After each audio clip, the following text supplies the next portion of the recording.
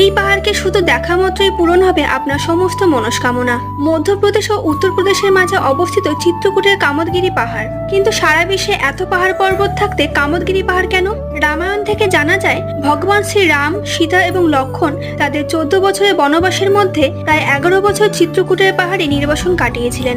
বলা হয় শ্রীরাম বনবাসে যাওয়ার 6 দিন পরেই রাজা দশরথ দেহত্যাগ করায় ভরত শ্রীরামকে বনবাস থেকে ফেরত আনার জন্য চিত্রকূটে আসলে চিত্রকূটবাসীরা ভাবে রাম অযোধ্যাতে ফিরে যাবে, ফলে সবাই দুঃখে ভেঙে পড়ে। তখন কামদগিরি শ্রীরামের কাছে বলেন এই চিত্রকূটে বহু মহান ঋষি ও মহারিষি বাস করেছেন, আপনি যদি এখন এখান থেকে চলে যান তাহলে এই স্থানের পবিত্রতার কথা কেউ মনে রাখবে না। কামদগিরির অনুরোধে ভগবান শ্রীরাম তাকে আশীর্বাদ দিয়ে বলেছিলেন যে এই পাহাড়কে দর্শন বা প্রদক্ষিণ করবে তার সকল মনস্কামনা পূরণ হবে। ফলে সেই আদিকাল থেকেই চিত্রকূট এবং 5 কিলোমিটার বিস্তৃত কামদগিরি পাহাড় এক বিশেষ তীর্থস্থানে পরিণত হয়েছে এবং এই পাহাড়ে ভগবান শ্রীরাম কামতানাথ স্বামী রূপে বিরাজ করছেন।